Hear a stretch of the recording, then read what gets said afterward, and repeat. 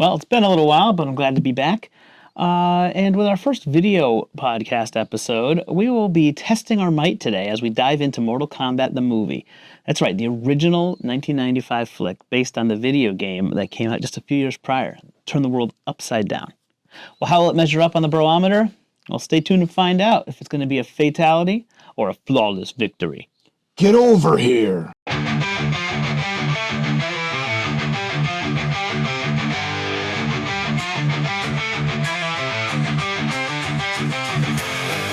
Welcome to the Reel Bromance Podcast.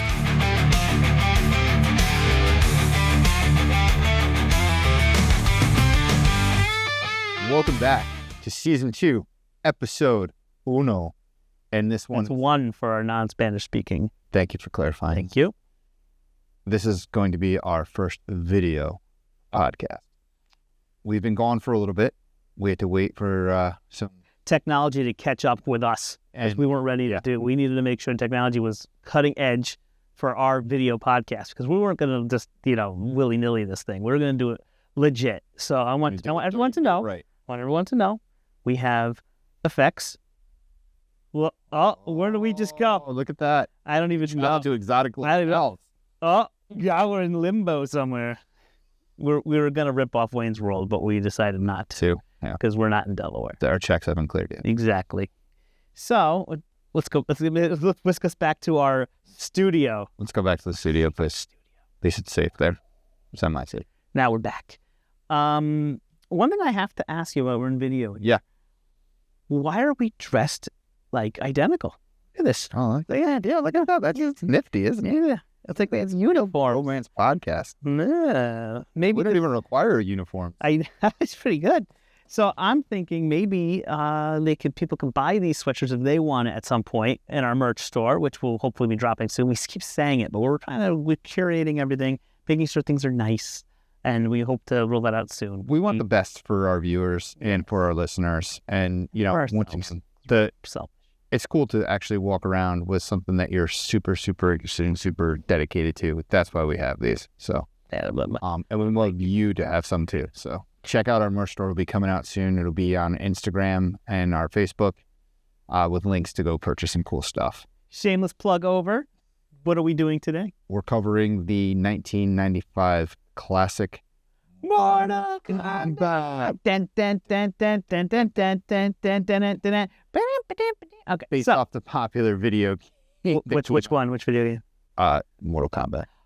Oh, that game. It's tricky. I know the names. Yeah. It's pretty good, but that was like game-changing, that game. We're aging. Game-changing? No, that was like... Life-changing is what we're looking for. What changed the game of games? They didn't want kids to rent it. No. It's like, I was like crazy. Like, it was the first game where you could like kill each other. So anyway, it's kind of funny that this vicious game ended up just becoming like a PG-13 movie. Because it definitely got toned down for the movie. But yeah, I'm looking forward to deep diving into this. This is something we've both seen and we recently rewatched just because it's a favorite. But yeah, I think we'll just so everyone's aware, because this is episode 2, season 2. We're going to do our usual. We'll do a recap and then we'll discuss it. Then we'll maybe even pick a favorite scene or 2 or 3. No, just 1 or 2 for each. Well, one each, we guess. And then we'll finally do a rating on our patent pending Bro-ometer, which is how we rate our movies and things we do on this show. Plus, I think it's a fitting tribute because Cary Haruki Takawa recently passed away. I know. That's one of the reasons what made me think to do the episode, because like he was great. He played Shang Tsung. He was one of the best parts of the movie, which we'll get into. But yes, I'm happy we're able to do this. He's been in a lot of stuff since then. He's always been like he plays like the same kind of cliche. He's one of those. He's one of those huge actors. Like you know who he is, but you sometimes don't. You don't remember his name. So I never knew his name until you just said it, and I just assumed that's what you meant because you said he passed away recently. Yeah. And I don't think anyone else passed away from that movie recently. Not recently. All right. So then let's get into a recap, and we'll go from there. Movie recap. So anyway, for a recap. Oh, we're on video. Sorry. For a recap. Take you anywhere. But I got to be careful now. There are all these cues that people can see now. So for the audio people listening, Matt was just picking his butt, and we caught him on video. Everyone's going to see it. They know it was you picking your nose. The audio people. Damn it. The recap. Here we are. The recap. This is a nice one to recap, mostly because there's barely a plot. So it's easy to, it's really easy to kind of sum this up. There's a fight, they fight, and they win. No, okay. So basically, for those who don't know the game, because the movie does follow the game pretty closely. Yeah. Mortal Kombat is a combat that takes place, tournament. Tournament. It's a tournament that takes place usually every 100 years? Every generation, so about roughly 30 years. Okay, so every 30 years or so, and it's between the Earth realm and the Outworld, which is where the bad guys come from in this movie. And basically, for some reason, if any side wins 10 straight Mortal Kombats, which are just basically tournaments between their best fighters, if they win 10 straight, they can basically take over the other realm. So guess where this movie starts? That's right, Earth lost 9. Oh. No, Earth lost 9. So, of course, we're all riding on this. This is the 10th one. If they win it, Earth's the whole shoot match, the whole shebang, all the marbles. This is for all of them. All of them. So, we're introduced to the main characters of the movie, which are basically Liu Kang, Sonya Blade, and Johnny Cage. Big 3 from the video game as well. Liu Kang's always been kind of like the main and most main character, yeah. He's, and they get picked to represent Earthrealm. They are basically, what's what I'm looking for, mentored by the Earth God of Thunder, which is Raiden. He can Thunder or lightning? I think you're thinking of Thor. No, I think is he lightning? Lightning. Well, you can't have thunder without lightning. Thunder's the sound of lightning. Anyways, let's move on. So he can do electrical stuff. He's a god, so he cannot join in Mortal Kombat. In the game, he just a loophole, but in the movie, he cannot join Mortal Kombat because he is a god. He's just kind of making sure that we fight and do our best.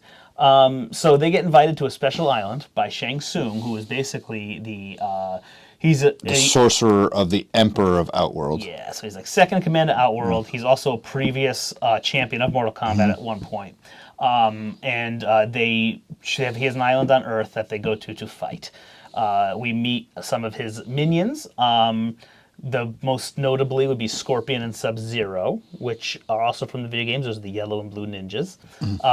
In the movie, they are possessed by Shang Tsung and under his control.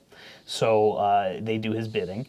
They do multiple sets of fights. Let's see. The rounds are Liu Kang against like a Brazilian jiu-jitsu fighter first, which is always weird to me because it doesn't look like he's from Outworld or anything. Well, he's not. That's the crazy part, right? Because they're talking about it's supposed to be they represent the Earth, but there's other Earth fighters there. I always just Kano I knew. So I guess Kano. Yeah. Anyways. Yeah. So I digress. we could do the discussion. So that's the first Liu Kang, and Liu Kang wins that one. Then Sonya, who's there, she got lured there basically because the bad guy, the gangster, he's from the Black Dragon Syndicate or something. Yeah. So anyway, he's a bad guy named Kano. He's the head of that, and he killed Sonya Blade's old partner. She's part of the Special Forces, some kind of army unit thing, and so she chases him to Shao Kahn's Shang Tsung's island to fight, and so the next round's between those two. They fight. She wins. It's good. It's a good watch. You should check it out. And then anyway, so the series progresses on. They fight Sub-Zero. They fight Scorpion. They win, as you would guess, and then finally at the end when Goro. I didn't mention Goro. Prince Goro. So he's a good one. So he was they call him like a dragon. He's from the dragon race, but he doesn't look like a dragon. He's a four-armed dude, but he is the current champion of Mortal Kombat. He's won several in a row. So after Johnny Cage fights him, he picks a fight with him because Johnny Cage is finally coming to be and coming to terms with his own strengths. He fights him with a glorious punch to the nards. And the funny part is the video game reference. There's something called a flawless victory. Yes. And technically, Johnny Cage in the movie is the only quote unquote good guy that has a flawless victory. That's true. Except his hands, I would say, weren't flawless. That's after that, like he had to wash them. So dragon nards right to the fist. And he hurt his hands. Yeah. That's right. So yes, he fights Goro, and that should be the end of the movie. But Shang Tsung pulls a fast one and basically claims he pulls a loophole out of the bylaws again, and he says he is allowed to step in as the final opponent because he was a previous champion. And of course, instead of choosing Liu Kang or someone else, he chooses Sonya because and as the champion, he also gets to pick where the final battle takes place. And so where does he go? Outworld. So Outworld, and of course our heroes have to follow them to try to make it before they could fight. Even though Sonya they come to realize Sonya has to accept the fight, otherwise it won't happen. So they bought some time. They go there, and they go to Outworld. It's a very dark, scary place.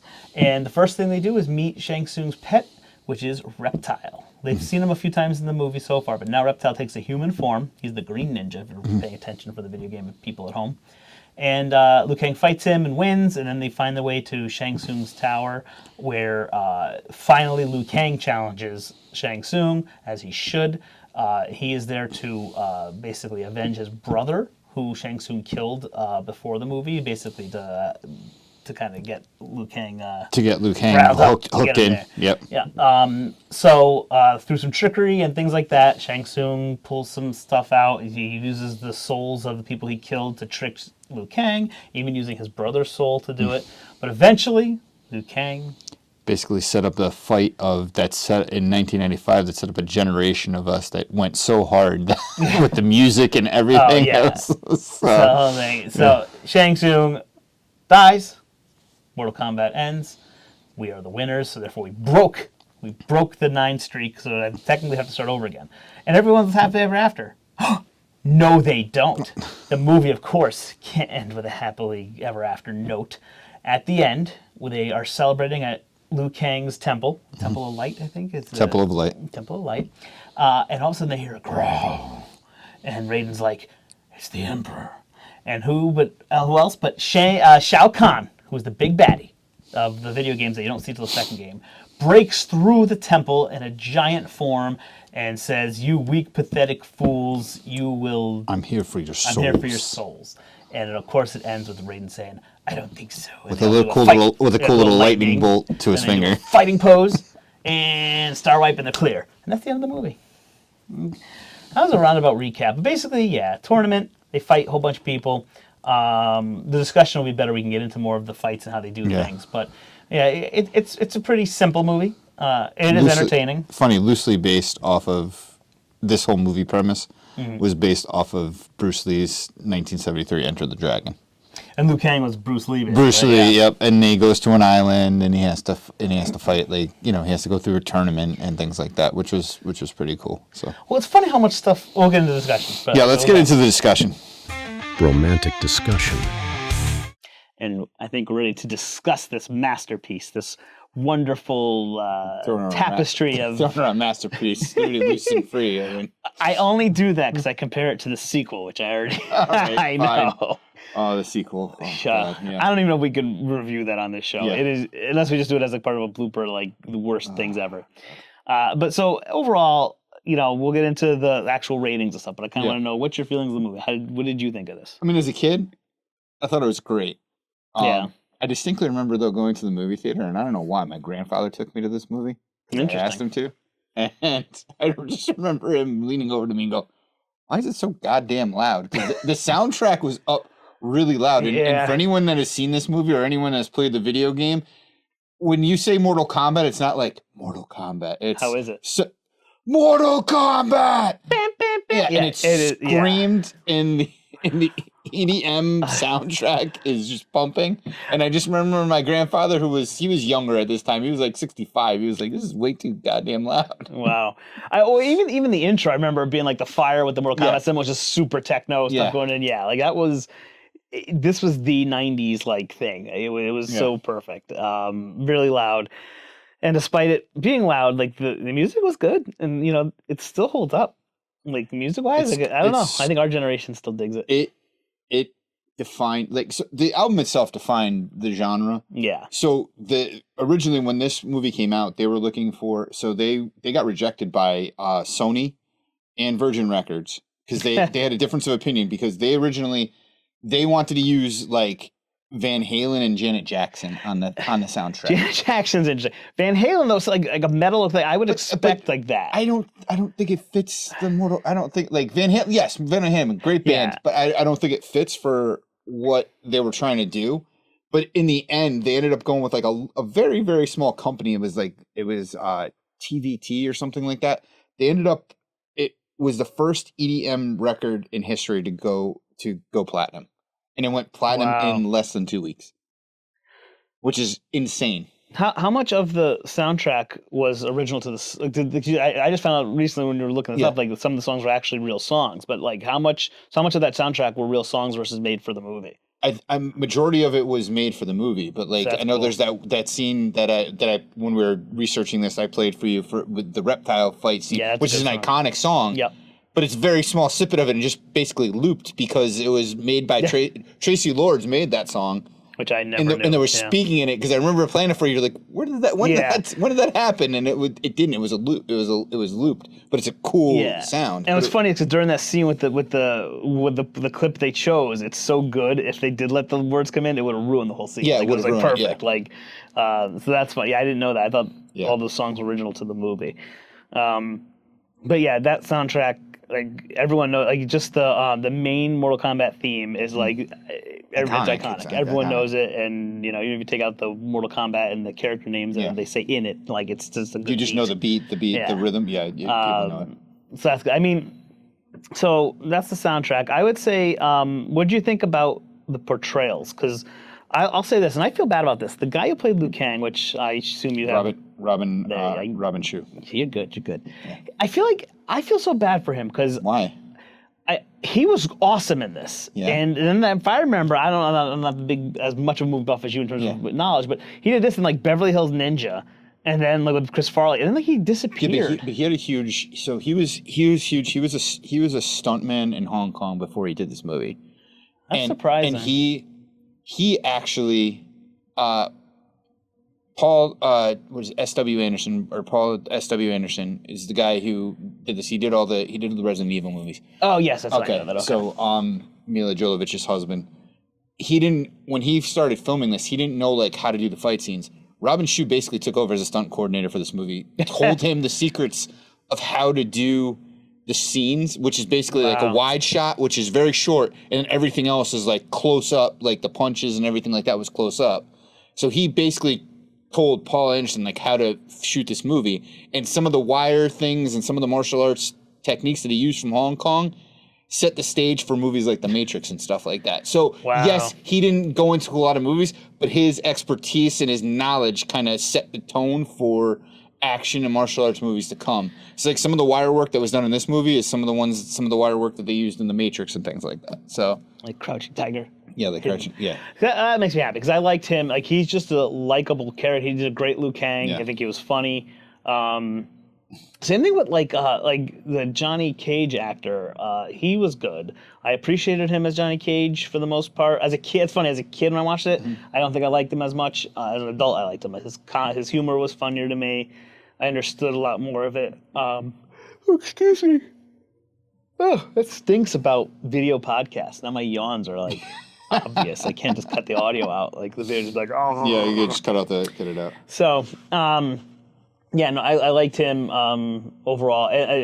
Lyndon Ashby, I couldn't remember his name. Lyndon Ashby is the guy who played Johnny Cage. And he, another one. Like I feel like I don't remember him in much else. I feel like a lot of these actors really didn't go on to anything else that was like big, except Brigitte Nielsen. Nielsen? No, not Brigitte Nielsen. Jesus. Wilson, right? Brigitte Wilson ended up marrying Pete Sampras. So that's how she. And she went on to play. She also played Billy Madison. That's why I know her from that. And wasn't she in House on Haunted Hill? Yes, she was in House on Haunted Hill too. So anyway, she had her roles. Yeah, she did. So she went on. She's the only one I can think of that was in a lot of other movies. Shang Tsung, the actor played him, was good. I really liked. My only gripe with the characters in the movie are Sub-Zero and Scorpion, because those were my favorite from the favorite characters. There's a lot of people's favorite characters, yeah. And I feel like they, Black of the Return, like neutered them, like for this movie. Like I don't think they could fit them into the script though. But they're like some of the most important, like in terms of like, not important to the lore of Mortal Kombat, but they're important in terms of like having such a good backstory and story. Like, they're the only ones that have like a really good intertwined story. So those that don't know, in the video game, the Scorpion's the yellow ninja, and Sub-Zero is the blue ninja from the Lin Kuei, I believe, is his. And basically, his tribe killed Scorpion's family. His ninja clan killed Scorpion's family, and so Scorpion wears a yellow. In the video game they did it because it was easy palette swap. They didn't have to worry about doing it. It was just simply easy character. But so they made the story that he wore yellow to mock the Lin Kuei, and in doing so, he would he'd haunt. He died. And he came back to haunt Liu Kang, Sub-Zero, in the Lin Kuei, as I'm trying to say. Yeah, he took Sub-Zero to take revenge for his family. So he's like a specter who comes along and haunts Sub-Zero. So they have a story behind them. And in this movie, they kind of whisk it away with a single line from Shang Tsung. And he's just like, Sub-Zero and Scorpion, greatest of enemies, but slaves under my good power. So it's like, yeah, you got to see their abilities, you got to see them, but like the fact that it's just, that not to go too crazy, but it almost pisses me off as much as the original X-Men movie when Wolverine and Sabretooth fight in the beginning and they don't know who each other are. And it's like, come on. They're brothers. So, no, they're not. No, they're not. They're not brothers? They're not brothers. In some instances, people think that it's father and son, but that's not true either. No, you gotta go back. We digress. I digress. Yes, we'll have to do that movie too. But yeah, I don't like how they just ignore so much history of like, it's not like they shrugged away like, Reptile's background or even Kano or something. Like to me, like the most iconic people are Sub-Zero and Scorpion. Like people think of the game, it's like those two first. I think when they created this movie, I feel like they didn't. I don't know if they took into. Remember, this is 1995. There wasn't a huge internet boom. There wasn't a lot of people. I think they like internet. Yeah, I mean, very little. You also like. It's tough to have them have like a speaking part in a major role. Like I know in the new Mortal Kombat movie that came out in 2021, they had played a major influence, and they were kind of. But I also feel like they were also like a side quest in that movie, which I wanted them to be more of the focus on too, because those are your two favorite iconic characters. Yeah. I think though that the casting for the movie was good. I don't think like Robin Shou playing Liu Kang was good. I mean, here's some funny information you want to know. Lay it on me. Your boy there from Teenage Mutant Ninja Turtles 2, Ernie Reyes Jr. was originally considered for the role of Liu Kang. What's fun? I could I like him. I could buy it, except for he's just young. He would for that part. He would have been relatively, even if he wasn't young, actual age. He was just young looking because Surf Ninjas I think came out around that time. Too. Yeah. So and he was young in that. So I think that would have worked. And he's a good in the same kind of similar background. He was like the fighter in Donatello's suit in the first movie, and then they gave him an actual role in the second. So he played was Kino in Ninja Turtles 2. For those of you who don't know. I would have bought that. I would have been fine with that. So who do you think turned down the role to play Johnny Cage? It's funny. I know in a perfect world they would have killed to have Jean-Claude Van Damme. He did. He turned on the role. And he picked up Street Fighter. He took. That's what happened. He said to take on Street Fighter. Yeah, that worked well. Yeah. So someone else who turned down, you're saying? No, that's who I was going to say. Because I mean, that would have been now interesting in an alternate universe where that happened. He definitely would have stole the show because he'd be the star. They would have catered to him and the story and everything else a little more. But like, it probably would have made it more of a mainstream movie. I think more than it was. A little more gravitas to the movie.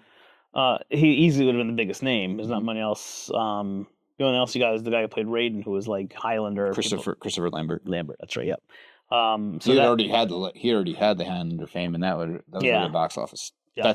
I mean, he was the one that really brought the gravitas to Mortal Kombat, to this Mortal Kombat. Yeah, he carried, especially like in the beginning, he carried it a lot. A couple other funny people that I don't think you would have guessed for the role of Raiden. Who do you think were? I don't think you're gonna get these. So, were they going more of like an authentic kind of like an Asian background Raiden, or so still American? Actor? More Americanized, yes, in a way. Trying to think who I would in the '90s.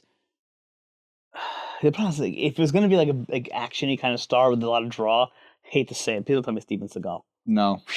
Okay. You know what I think? Although I could picture him, because the way Christopher Lambert wears hair, I could picture him. Yeah. He almost had the same draw as he almost had the same draw as Steven Seagal and like Hard to Kill in those big movies, but it wasn't. So the first one was Sir Sean Connery. Oh man. But he turned it down to play golf. Like the game or a movie? No, like golf. He used to play golf, and he didn't want to take on such a physical role. I don't think so. Yeah. Hell in the world. Snacks and cakes. Yeah, snacks and cakes. No the other one, which completely out of left field, is Danny Glover. He's too old. He's too old for this shit. It's getting too. It was just getting too old for that shit. Yeah. Wow. I mean, like, it doesn't make any sense. He doesn't have like any. He's such a down to earth actor. Like, he's never. I couldn't see that. I don't. But once again, these are preliminary thoughts when they're casting. So for Katana, Selma Hayek. I can get by that. I'm okay with that. I'd be shocked if she would ever do the role as if she didn't. But I could do that.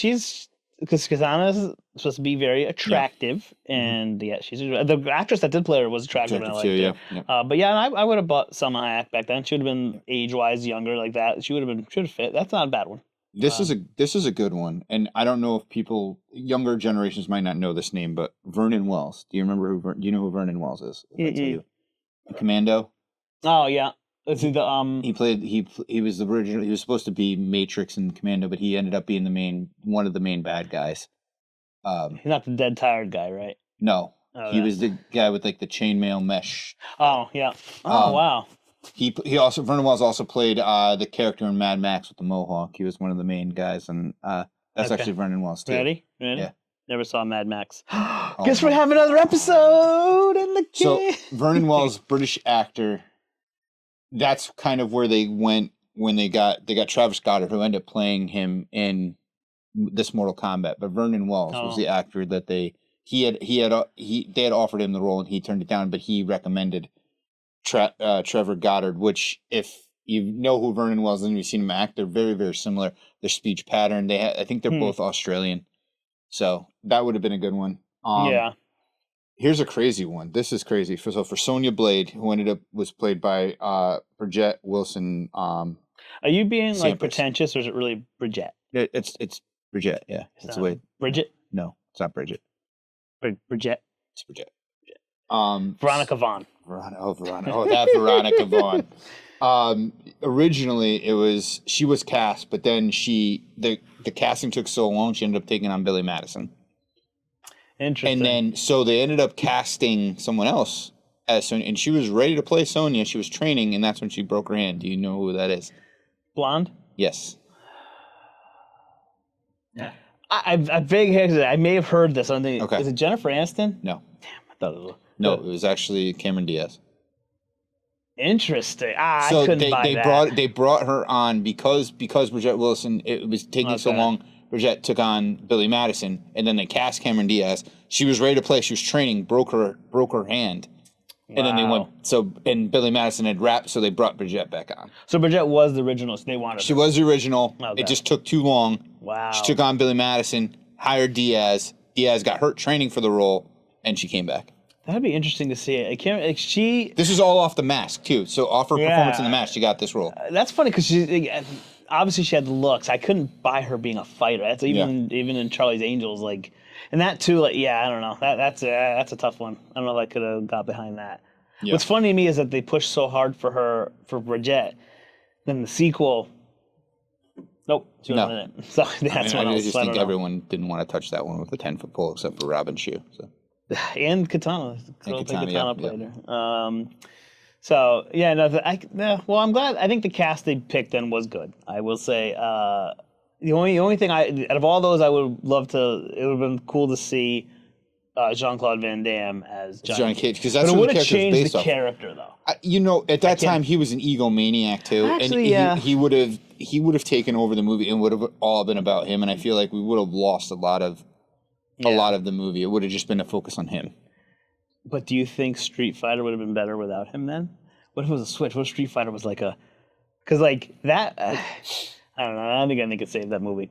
All right. Change the channel. Raul Julia was the only bright point. Yeah, he was amazing in that. And the guy was dying of cancer, and he made that for his grandson because he was a huge fan of the video game. And he killed it. Like, it was great. I remember thinking before, we're going on a tangent. I remember hearing about him being in that movie as, I guess, like Gomez Adams is going to be. I remember thinking, and Bison, because Bison, his character was great. I didn't even care about like the overpowering of like the fact that like his character was much bigger and like more intimidating in the video game. Like his character and his acting in that movie was great. That was fine. Sorry, we digress. Well, it's a fighting movie. You're still kind of on the same page. Both video game fighting. Yeah, video game. Yeah. So the other thing I'll dive into a little bit too is the effects of the movie. Mm-hmm. Do you think they held up? I mean, I think it's tough. I think there were some cool effects, but I mean, overall, no. Like the ice, I think Sub-Zero's ice and the ice was good when he froze Sonya's gun. That was good. But like all the other stuff, no, it was his actual death freezing was kind of And I'm sorry, I didn't even no amount of CGI from now or then could save. I did not like Scorpion's little living. The thing that came out of his palms, like the screeching, it made no sense. It was just like it was never really part of the, even in the original game, it was clearly like a harpoon kind of a weapon. It wasn't like a living. Maybe they couldn't do the effect of him actually throwing like a rope or anything like that. I don't know. It's funny because that's practical. You just get someone who's trained in it, like they did for the newer ones. It was more guess accurate, so. Yeah. Like that should be easier to do than making a little. It's almost like one of those things where it's like. Just because they could, they never thought to think if maybe they should. Yeah, so that was a little Jurassic Park action. I think it was one of those things where this probably had CGI and like how cool would it be if and everything. Because for those that don't know, Scorpion, his main move, his most iconic move is he has a harpoon, shoots out of his hand or throws it in the video game, and he attaches the guy and he pulls him over and get over here and he hits it. So in the movie though, for some reason they made it like a living creature that comes out of his hand, and it was just it was weird. And at one point it dies and then it retracts and he has another one. Yeah, like ready to that's right. Yeah, the thing slams into a tree and just says the little disconnects and goes right back in. That stuff didn't hold up for me. One thing I will say that did hold up, and it's probably because it was a lot of practical, is Goro. I was okay with Goro. Goro was cool. He brought a lot of nightmares to a lot of kids. Yeah, they did a good job with him because they didn't introduce him right away. You heard his voice, you saw the shadow, you see a part of his hand, and before you actually see him. And I think because it was so practical, because they used like an animatronic puppet, like the face, and it didn't look fake. It looked pretty realistic. And all of his scenes were filmed not even on location; they were all filmed in LA. So that's probably why it looks so good. Because a lot of this film was shot in Thailand, and the locations were so remote that they had to bring cast, crew, and items from the mainland to the island in Thailand. They even built a porta potty out in the islands this way they didn't have to keep going back and forth to the mainland. Well, obviously that's why Sonya's phone didn't work when they were there. They were nowhere. Yes, so that makes sense. That's travel cool. Agent. And that's.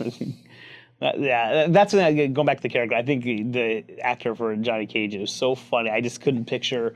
I couldn't picture the funny snarky from Jean-Claude Van Damme. But yeah. So going back to the effects of shoot, that makes sense. I like the island locations were good. Yeah. They did a good job with Goro. And my only gripe with Robin Shou as a stunt coordinator for this movie. Do you remember the scene where he's fighting Sub-Zero in the I don't know what you want to call it, the throne room, whatever you want to call it. And there's the scene with the ramp. You know what scene I'm referring to? So Sub-Zero goes and flips down the ramp. Yes. And it's really cool. And I remember there being something with the scene. Like it was fake. Francois Petit, who played Sub-Ero, he was the highest ranking martial artist on the set, by the way. He does this cool flip, this cool tumble down thing. And Liu Kang, Robin Shou just goes and does a running jump and punch combo and then runs down screaming like a maniac. Yeah. So, and I was like, Jesus, could we give it a little bit more effort? But because he's Liu Kang. But Robin couldn't do the same thing. He was supposed to emulate that, and he couldn't do it. And so, in the essence of time in the shot, they just had him run down and do a little jump. But that always bothered me. And then I was like, what happened? He's just too powerful. He doesn't need all that acrobatic stuff. He just got all right here. Yeah. And the screaming is what really does it. Yeah, thanks for ruining that scene for me. Forever. Sorry. Now when you watch it, now when everyone goes and watch it, you'll see what I'm talking about. I mean, I always thought it was funny. Like, obviously, Raiden puts the bucket of water in that room for him. Right. But it's like after he takes a drink. Yeah, the fact that exactly. Takes a drink and then it's Sub-Zero. It's like. In the first time we see him, I'm nitpicking here, I know. Yeah. But the first time we see him, he basically takes a guy who's running at him as a part of the demonstration in the movie, and he throws in like an ice bomb at him, and the guy explodes basically right there. So instead of just doing that to Liu Kang or just something similar, he sits there, and makes this like ice vortex around him, and just takes a pail of water to the chest that turns into ice. I feel like that was like the dumbest thing. Like, but even in that scene when he fights the guy's sitting there going, phew, phew, phew, phew, phew, and he's just sitting there going like he's well, to be fair, that was an exhibition. Like he said, Shang Tsung was doing that to show. Yes, it's a taste. Thank you, a taste of things to come. So my point is, that's still faster than him just doing like this thing that he can't like block a splash of water to. Like, listen, it's a 1995 action movie, karate movie. That was like I love it when he does that. It makes this huge vortex with ice around him, and Liu Kang touches like, that's all he gets out of it. Meanwhile, is the biggest weakness for him because any water that gets thrown at him turns into sharp ice and stabs. He takes the water, whips the bucket around, and then throws it, and the bucket happens to flip over and make a giant icicle. Maybe that's what they train for at the Temple of Light. Temple of Light. Yeah, they do. That's why Raiden knew to put it there. He's like, all this water training is finally going to pay off. The God brothers, hours and hours of buckets. Yeah, so that was. But you know, for a kid movie, it definitely worked. As an adult, it's obviously we can laugh about it. You always try to laugh about it. It's like, held up better than I thought it was going to be watching it again. I'll say that. And you know, you want to hear something even crazier? No. And we don't want to talk about too much. As a kid, I feel like I liked the second one better. Because it had more characters, it had some stuff. Right. But like as an adult, it's like the second. I don't know if I can bring myself to watch it again. Like it is terrible. But I like the first one a lot. It works. I appreciate it even now with the new one coming out, and there's like another sequel coming out soon. Next with Johnny Cage, it's what's his face now. What's his name? He played in Doom, and he was in Star Trek. Carl Urban. Yeah, Carl Urban. So, the Boys, yeah. Yeah, so he'll be interesting. Like he's a little older for Johnny Cage. People getting a lot of crap. The trailers though already look great. So he does look good in it. It looks like he is supposed to play kind of an older Johnny Cage. I washed up Johnny Cage. Yeah. Yeah, so it works. I'll take it. One of the things that it should be worth mentioning too is at the time. It's funny that they took a risk on this because, like, in terms of video game movies, the only thing I could think of before that was Mario Brothers movie, which was terrible.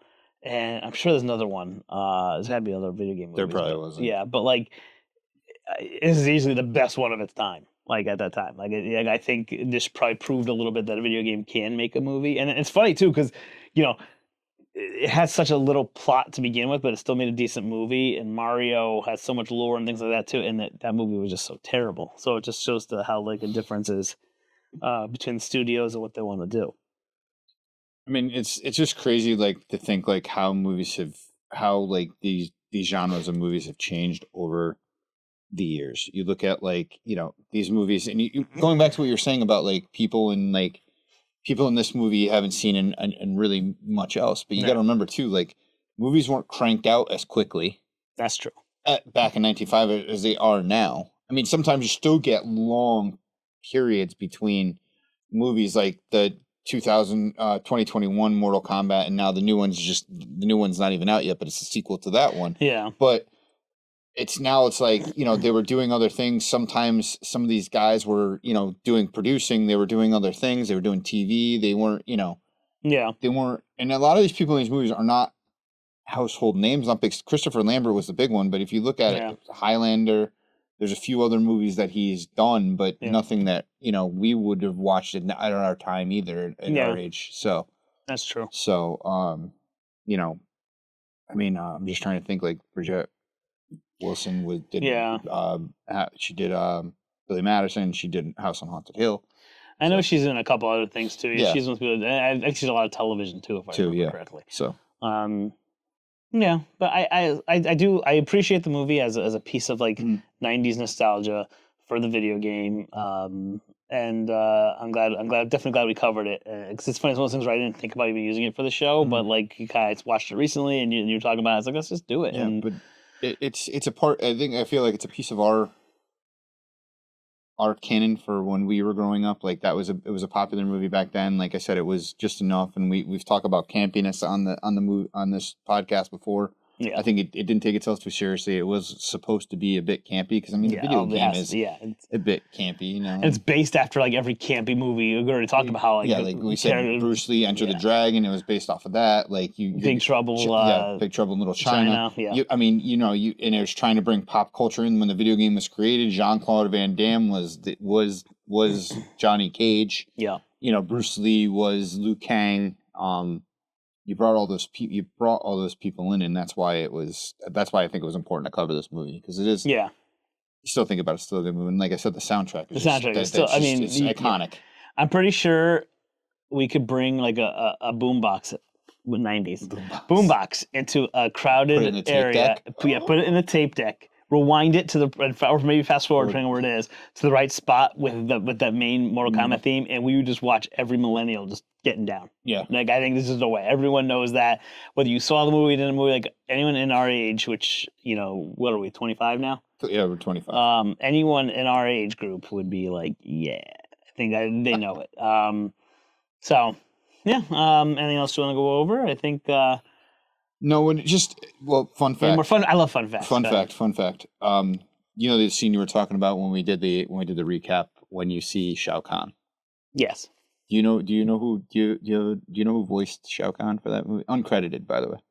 The only thing I'll guess, because it sounded like it, would be Ed Boon or the guy who made the game. But it was one of them because it sounded like it was Ed Boon or John Tobias. They were involved in this movie. There was a few scenes where they were involved in it, but no, this is actually a well-known person. Really? Yeah. You know his voice. The voice sounded. Is he a voice actor by nature or a regular actor? I'm gonna give it away, but yeah, he is. How'd I give it away if he's a voice actor? Well, he's a voice actor because he's one of the most well-known voice actors. Oh, that's when he's Optimus Prime. Frank Walker. Okay. So he used his Dr. Claw voice from the Inspector Gadget movie. That's right. Yeah, you're right. Okay, yeah, now I can see that better. Yeah, I could buy that. He also did uncredited as Reptile when he was he did like all the noises for Reptile. He was like the reptilian creature. He was a reptilian creature, yeah. Because Reptile, the other guy, didn't have any. No. That was yeah. I think the thing I'll say of the movie, I wish Reptile had a little more. There's another cool character, another ninja character. Yeah, I feel like the ninja characters got snubbed in this though. I feel they did not get a good. Although I felt like their costumes were really good. I loved the costumes in this movie for Scorpion, Sub-Zero, and Reptile were really cool. Reptile's face mask had the reptilian face. Yeah. Scorpion's was pretty accurate, and I feel like Sub-Zero's was too. I think their costumes were cool. Yeah, I like that. The only thing that's funny is even in the video games and the movie, they never explain why Reptile would be like the same ninja. Like Sub-Zero and Scorpion talk about how they're what their story is and why they look alike, what they have. But like, why is Reptile a green ninja? That looks. Well, I mean, they changed it in the video games as his character progressed. They actually made him more reptilian and not a ninja. But I think they. Obviously in the video game, it was because of the skin. They didn't want to keep changing. Exactly. It. They wanted a secret character, and they once again a palette swap. And then funny, in the original game, he didn't even have like any of his own powers. He just had Scorpion and Sub-Zero. So he used both of them basically. Which makes sense. Blue and yellow make green. So it's a combination. But then later on, in the second game, when he became a main character, he had his own. He still looked like a ninja, but he had his own powers. This force ball, yeah.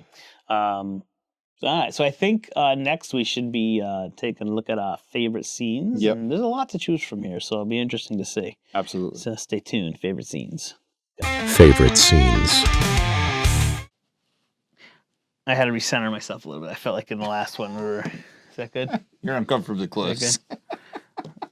That's funny. I was uncomfortably close. Uncomfortably.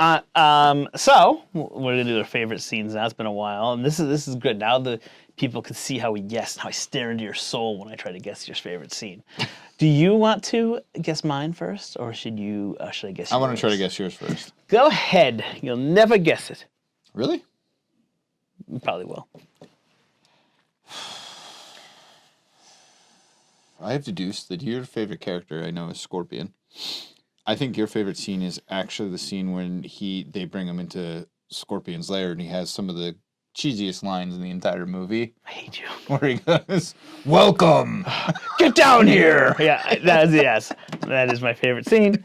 I think it's a cool scene. I love the skull. I love the skull. Like, if for those of you who haven't seen it, it's basically like all wooden, like it's like a wooden like structure. With like bones and old rags. It almost looks like it was pulled from Indiana Jones and like Temple of Doom type stuff. I think it was like trying to be like a nether realm kind of hell, because it's supposed to be from like hell. So there's a little fire and red in the background, and and for some reason there was just a pole that Johnny Cage can just swing around on. And it was kicks perfectly, him in the face.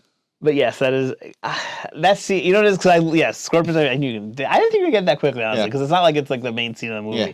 But yes, the wood scene before it, I hate it. When he's in there, I don't like that scene either. I do love that he's kind of uses his teleporting to bring him into the nether realm, and I love his fatality is one of my favorite things ever. So the fact that he brings out like the skull and starts doing like the fire, a lot of cool special effects, and even I'll give him credit because even. I appreciate that for PG-13 movie, it was gory, but it wasn't because they made like his when they cut him open, it was kind of like blood lava-y. It was like really thick, so it wasn't super bloody, but it was still gross and gory. Like they cut him open and they cut the skull's head in half and like explodes. So it was pretty good. I feel like it did the best they could with the PG-13 rating, and I like the effects. Yeah, I did not think you were gonna get that one. And so quickly. I love that at the end, Johnny Cage does his friendship. His friendship finisher. He leaves his picture to my biggest fan, Yep. Johnny, and it starts to catch fire in the corner, which is cool. All right, riddle me this: how did he get out of there? That's a good question. How did he get out? I saw that now. I know how he got out of there. Yeah. Scorpion clearly invited him in there. He was. I think he was from Outworld because he was quite the magician. Because there was that scene. How did he get out of the realm? After he did that, and then two, which I brought up before when we were researching this, and I know it's been a thing on the internet. What the hell was he doing during the reptile battle with Liu Kang? Not there to help Liu Kang out. Where'd he go? Was there a food truck on the streets of Outworld somewhere? Like, what was he doing while Liu Kang was fighting reptile? Because after the fact, but after the fact, Liu Kang comes back out and he's standing there still. So what was he doing? He was. They were in Outworld, right? Yeah. There were when they were walking through in the beginning before they hit reptile. We get to reptile. There's clearly some other people. No, I know they're scurrying around. He is keeping a lookout. How bad would it be? Liu Kang's doing all this fighting and just gets hit in the back of the head just finally because like Johnny Cage was protecting his back. Your back just got hit twice. That's what I was just gonna say. Brought me back to Robin Hood Men in Tights. Hey, he's kicking you. Yeah. Oh, okay. Let's be a little fair here.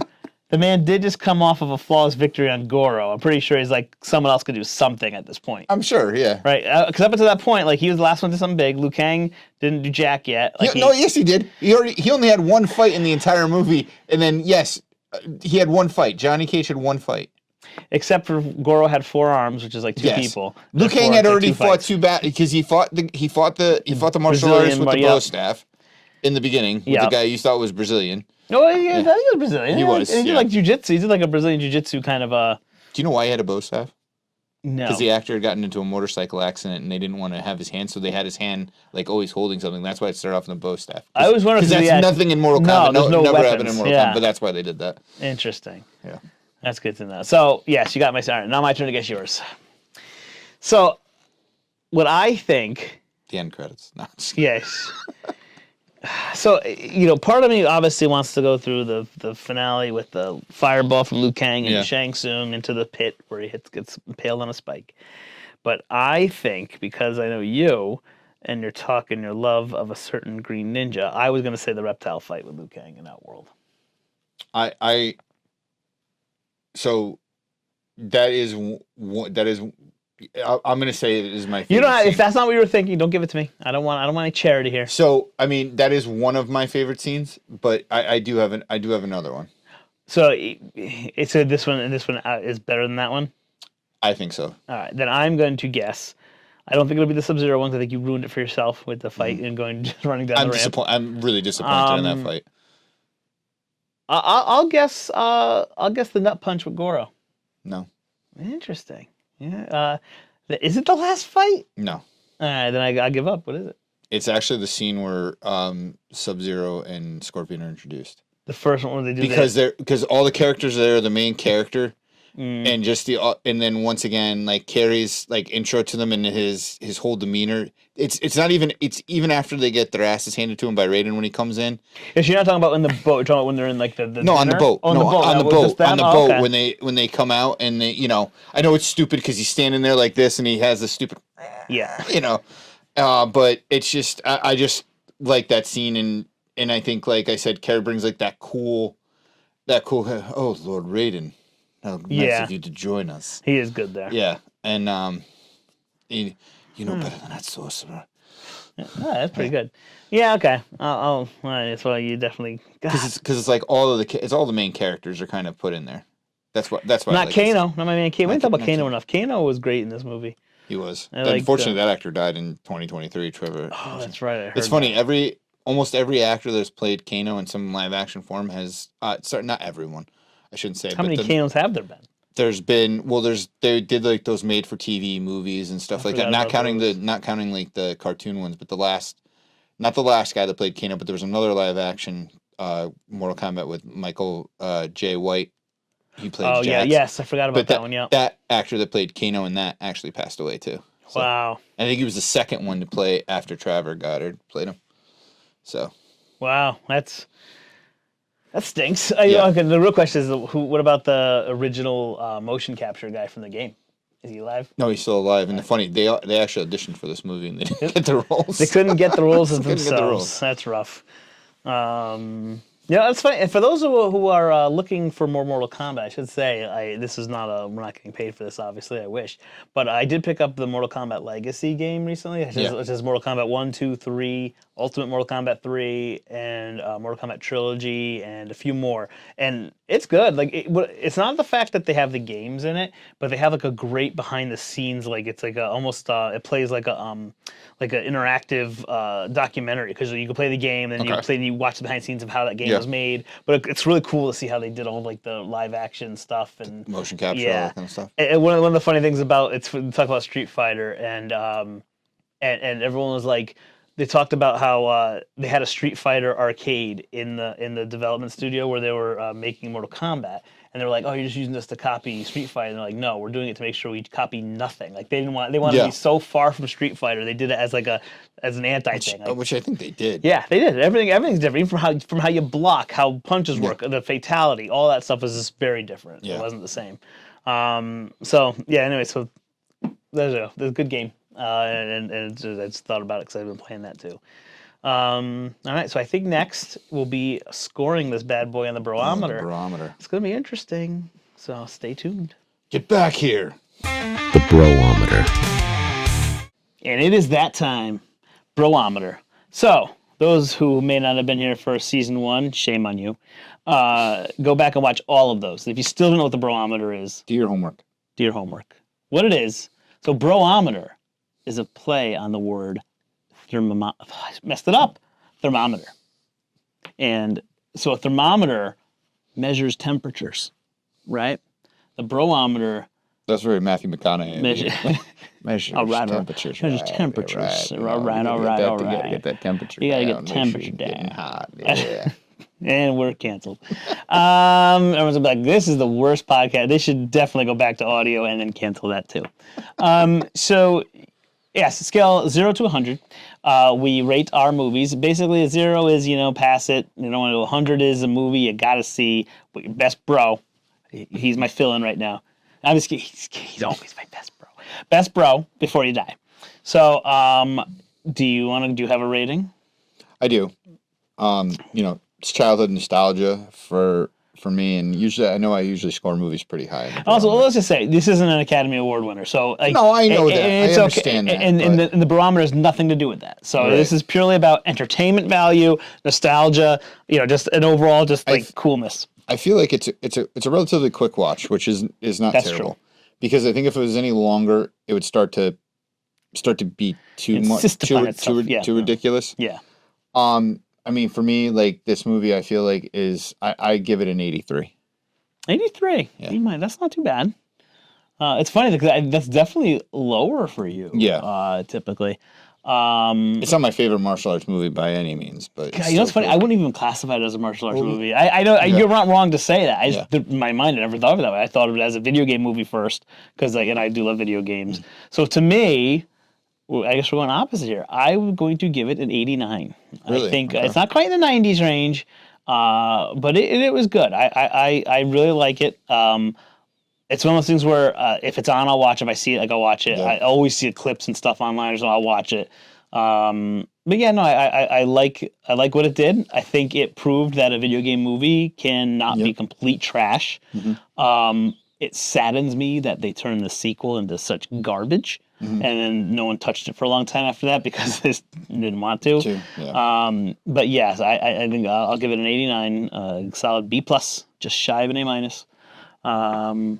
Yeah, I think both our scores are fair. I think in the 80s is here's the reason why I give it an 83, because I think if you're talking about just purely as a martial arts movie, first of all you have to know that you have to have buy into the video game. Like, you have to know the video game. I think it's not one of those movies you could just watch one off. I mean, I guess you could. You could. You're not going to appreciate. But you're not going to appreciate it. You appreciate the characters because you're like, oh wow. Sub-Zero, Scorpion, Shang Tsung, Liu Kang, Kano, Sonya, they've all been brought to life on screen. Mm-hmm. If you want to watch a pure martial, but there is a lot of, I guess if you want to call it pop culture from the video game, but the movie is an offshoot of the video game. Yeah. Like, whereas if you go, and I'm going to use like Enter the Dragon, you watch Enter the Dragon, there's a ton of pop culture in there. It's also like one of those things, like people are always going to debate what movie's the best, but it's also like, it's a masterpiece of cinema. Like, that's like something that sets the standard. It's like part of the genre. Yeah. That's what I'm saying. So like you kind of need to have a little bit of interest in the video game in order to appreciate the movie. Whereas Enter the Dragon, you can watch it separately, or even, Bloodsport, they're all kind of the same genre, Bloodsport, like all this kind of movie. Do you understand where I'm coming from? Yeah. That's why I'm not scoring it low because it's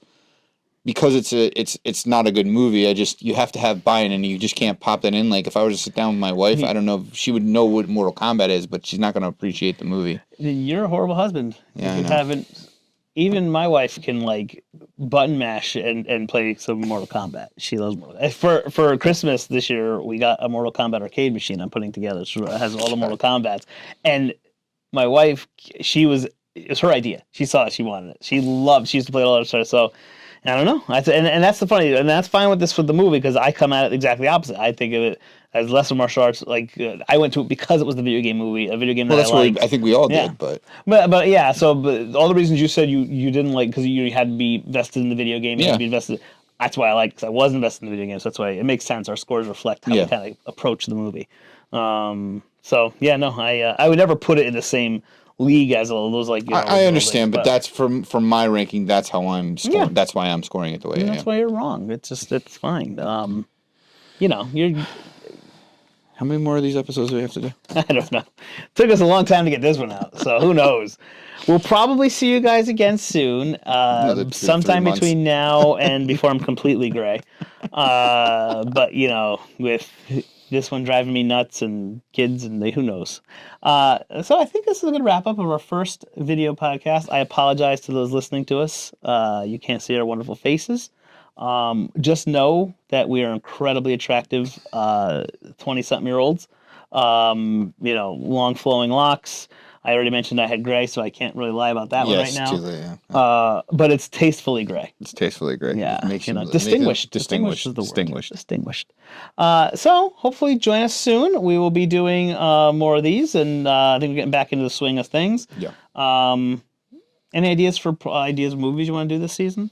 I definitely think one of the next movies we want to do, because we've been talking about it for months on end. I think we have to do Heat. Yes, I want to see Heat. And I have seen that movie before, but it has been like 20 years. I haven't seen it in a long time. So I do want to see that. Another movie I want to see, because I haven't seen this, and I've seen a lot of clips recently. So, and I feel bad I haven't seen this, but I want to do Casino. Never saw Casino? Never saw. I saw parts of it. Never saw the whole thing. I saw Goodfellas. Love that. I always remember David Spade doing something on a Weekend Update. I liked it better the first time I saw it when it's called Goodfellas. Yeah, exactly. So that's part of the reason I never really got into it. But then I started seeing clips from it. And I'm like, wow, this is like, It's definitely different than Goodfellas, but yeah, we should definitely do. I mean, Joe Pesci plays Joe Pesci and all. It's Joe Pesci, but he's amazing. And I do want to do Goodfellas too, because that is my absolute favorite movie of all time. So that's fair. So stay tuned. We will keep track on all of the social medias we'll be posting. And thank you for joining us. We appreciate it. Thank you for your support. And season 2. Kicking off. Cheers. Cheers. Boom. There it is. And remember, watch the movies that you love and love the movies that you watch. It's even better when you can see it.